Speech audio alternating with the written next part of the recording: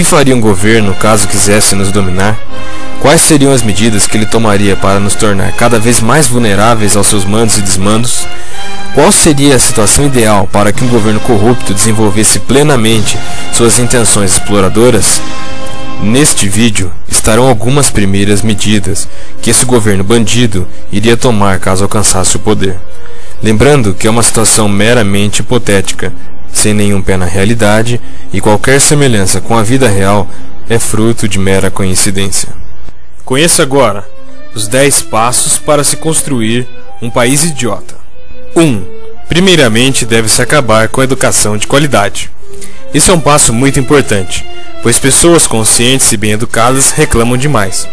Logo, enfraquecer a estrutura educacional do país, tornando-a quase inexistente, a ponto dos alunos poderem se dedicar à libertinagem total, ateando fogo nas cortinas e agredindo seus professores, já seria um bom começo.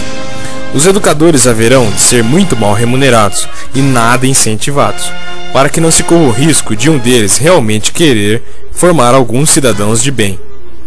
Garantir que professores e alunos não possuam material didático e educacional é de suma importância, lembrando que o Estado idiotizador deve, sob todas as formas, coibir o bom aprendizado nas escolas. 2. Dar oportunidade para poucos. Fato é que se muitas pessoas conseguirem ascensão social, altos salários e serem valorizadas por seus trabalhos, essas irão discordar de uma forma de governo voltada à idiotização. Logo, o Estado idiotizador haverá de se ocupar em garantir que somente algumas famílias e grupos possam ter acesso aos bens de consumo, ao poder, à mídia e etc. Bons atos jamais haverão de ser reconhecidos. Ninguém será premiado por ser um bom médico, um bom advogado, um bom professor ou um bom trabalhador. Porém, poderá conseguir ascensão social, fama e dinheiro, sendo jogador de futebol, dançarino do tchan e outras profissões mais, de muito valor para o desenvolvimento da nação. Terceiro passo: criar uma mídia inútil. Tendo em vista que se muitas pessoas começarem a manifestar suas opiniões e críticas, isso ameaçaria o regime. Logo, é necessário manter os veículos de comunicação nas mãos de poucas famílias, que o Estado idiotizador possa controlar e ter acesso. Assim, nenhuma informação ou notícia indesejável teria espaço na mídia, e no lugar dela seria vinculado manchetes sobre futebol, culinária e fofocas sobre os famosos. É muito importante rechear a programação da TV aberta com programas inúteis, com dançarinas seminuas em roupas bregas, pessoas sorteando dinheiro, programas de humor sem graça, noticiários que não prezem pela informação, mas sim pela violência gratuita, programas de esporte que fiquem horas e horas discutindo os rumos da seleção, ou seja, qualquer programação que não estimule os telespectadores a pensarem. Deve-se evitar, sob qualquer circunstância, vincular programação que conscientize ou dê conhecimento à população, e caso o faça, que seja de madrugada, para que atinja o menor número de pessoas possível. Quarto passo: garantir que o sistema de saúde seja horrível. Para manter uma população sob controle, é indispensável que essa esteja com a saúde debilitada. Enfim, o Estado idiotizador deve fazer com que poucos tenham acesso a um tratamento de saúde adequado, de modo que a grande maioria, mesmo que seja para passar por uma consulta simples, deva ficar um enorme tempo das suas vidas em filas de espera. E caso o cidadão consiga de alguma forma marcar uma consulta, o tempo de espera é de no mínimo 3 meses.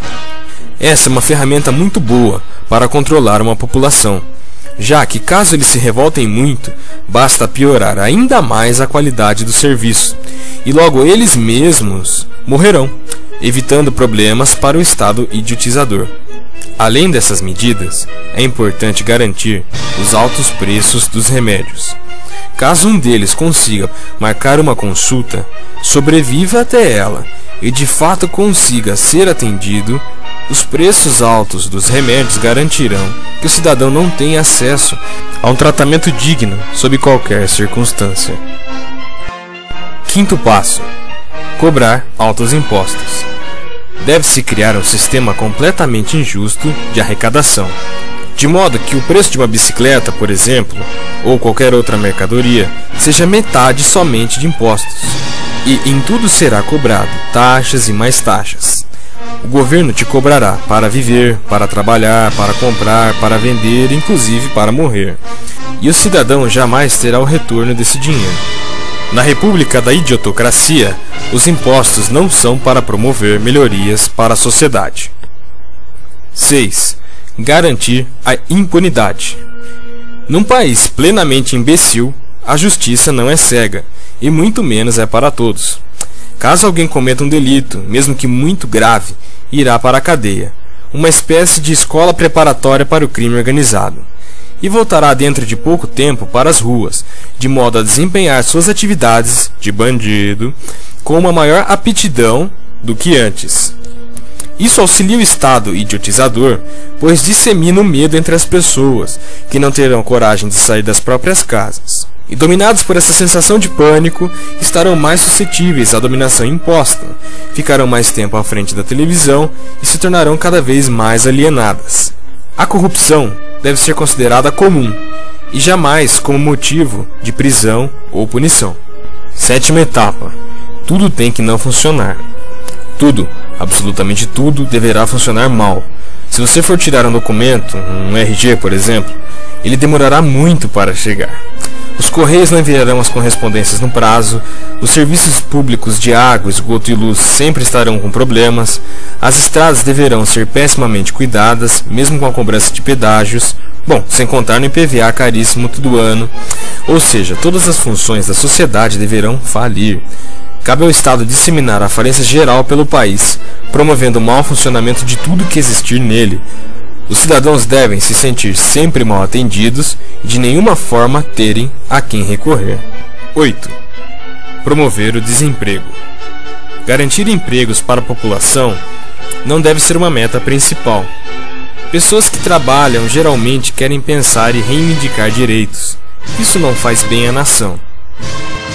9. Jamais investir em tecnologia.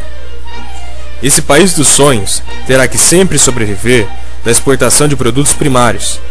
Nosso papel global deverá ser de somente fornecer produtos brutos, como soja, cana-de-açúcar, café, minério de ferro e carne.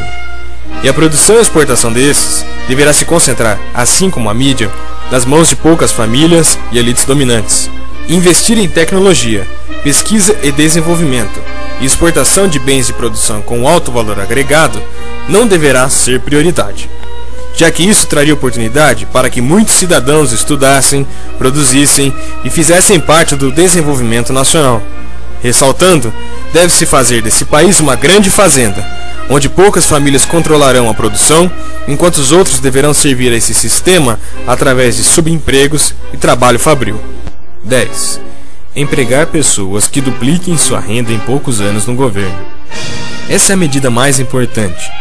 Nós deveremos empregar nos governos pessoas que visem somente duplicar, quadruplicar, quintuplicar suas rendas em poucos anos, parasitando todo o sistema e trabalhando sempre para si próprios e nunca para o bem coletivo.